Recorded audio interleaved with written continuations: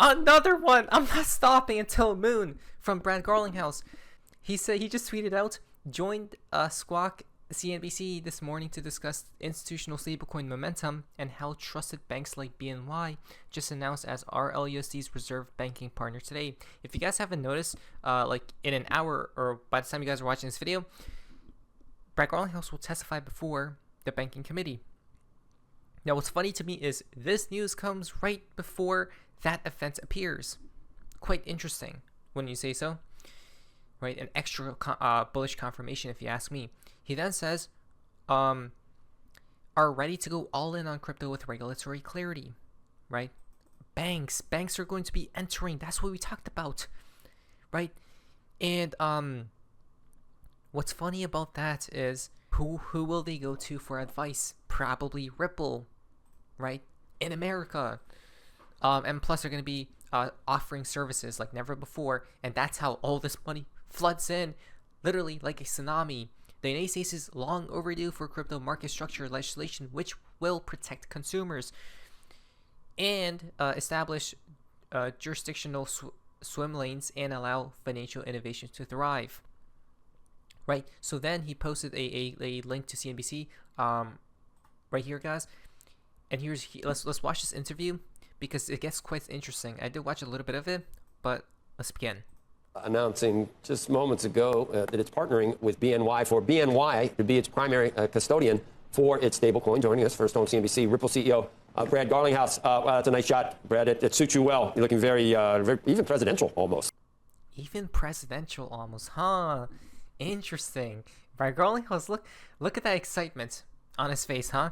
Very happy, very excited. He definitely, obviously, he's the CEO of Ripple, so he knows what's upcoming. Right, with the project, the team, XRP, the XRPL, all that stuff, guys. Is he going to be running for president one day? That's going to be crazy. That's insanity. Is that even? I don't even know. Welcome. Thank you. It's good to be here. Good to be back on Squawk Box. You need a custodian for your stablecoin. Why BNY? Look, I think as the crypto industry has emerged from kind of the last administration where the industry has been attacked, working with the most trusted, the most well-regulated, and even the best capitalized partners is a way to continue to build trust in this system. And stablecoins at their core. Interesting. So the cryptocurrency market got attacked, and they're like, you know what? Let's go with a trusted source to custody our RLUSD so we could show Congress and the politicians inside America that the banks and really the TradFi system, the people within it, want cryptos as a whole, guys. Right? We want to become integrated with cryptocurrencies. That's very fascinating, actually. Continue to build trust in this system, and stablecoins at their core, by their nature, it's a dollar backed with a dollar in deposits. BNY Mellon has for a very long time been amongst the most trusted partners out there for as a custody bank. So we're really pleased. We think it's indicative of the shift of tide where we've had headwinds for this industry are now becoming tailwinds. And I think we're going to see a lot of headwinds are now becoming tailwinds. That's what this reminded me of, right? Building trust within cryptos, because everyone thinks it's just a scam. Not any longer when you have banks entering the scene. Headwinds turned into tailwinds. Are we out of the storm? A lot of growth. I mean, all the way back to that duel, I think, right? Is that Bank of New York? I think, yeah, Alexander Hamilton. It goes back a ways, doesn't it? That one goes way back. I didn't put a number out there because I wasn't sure how many years it's been. But the BNY Mellon, we feel very lucky to be partnered with them. And we think, again, building trust for the whole industry and having RLUSD, our stablecoin, which just passed $500 million in market cap. We launched only about 6 months ago. So we're really pleased with that trend line and feel like this will only continue to build that trust. He keeps saying to build trust, right? Because, the industry isn't to be trusted.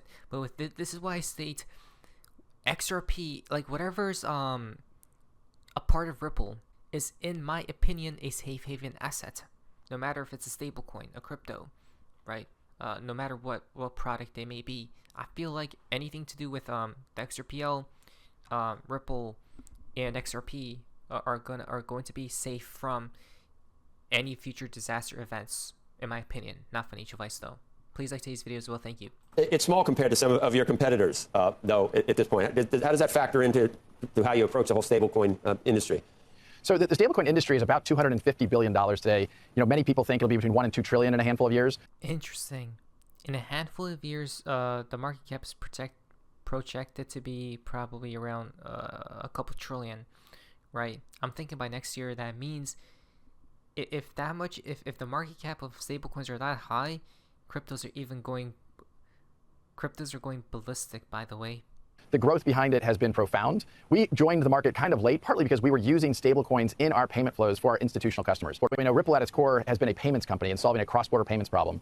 We use stablecoins, we use XRP where it makes sense. And stablecoins, when we were using that, we were a big part of activity for us. We were minting a lot, and we thought we can participate in this market, given our institutional background, given the fact we've leaned into compliance and been very regulated. We have over 60 global licenses to participate in these markets. So we feel like the growth ahead will serve us well as we continue to serve that institutional client.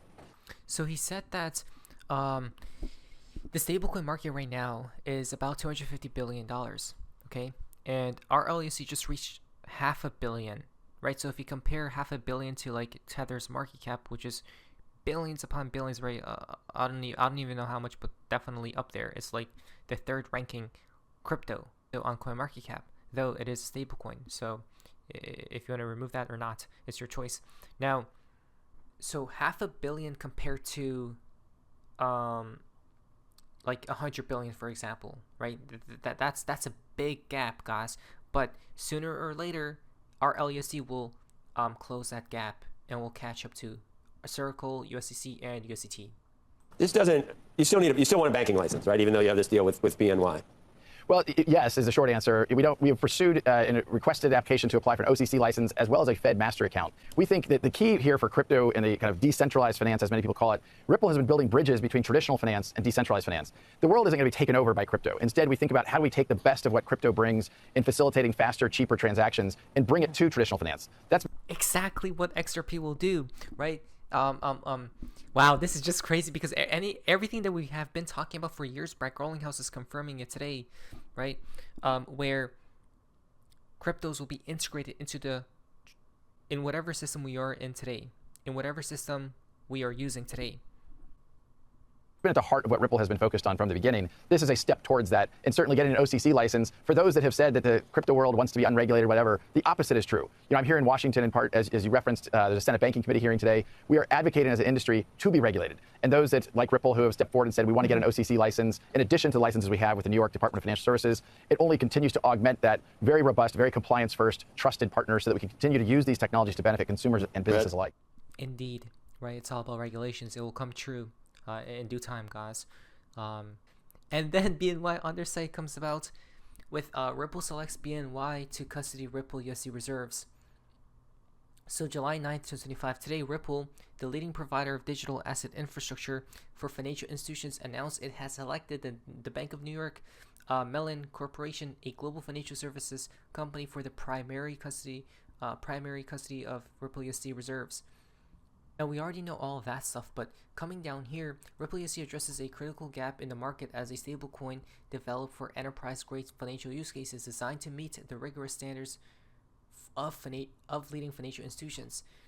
Now, what is BNY? So BNY is a global financial services company that helps make money work for the world, managing it, moving it, and keeping it safe. For more than 240 years, BNY has partnered alongside clients, putting its expertise and platforms to work to help them achieve their ambitions.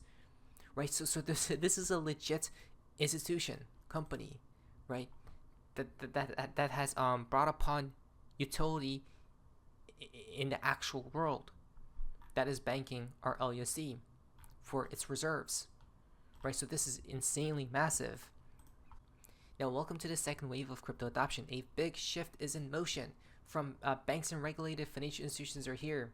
So the largest tier 1 custodians invest in the infrastructure to safeguard the market, triggering a virtuous cycle of adoption. So wave 1 was all about wallets and exchanges, okay? And then wave 2 is all about what? The actual system that is governing everything today. That's going to be changed, right? Cryptos will be integrated, such as banks and regulated financial institutions.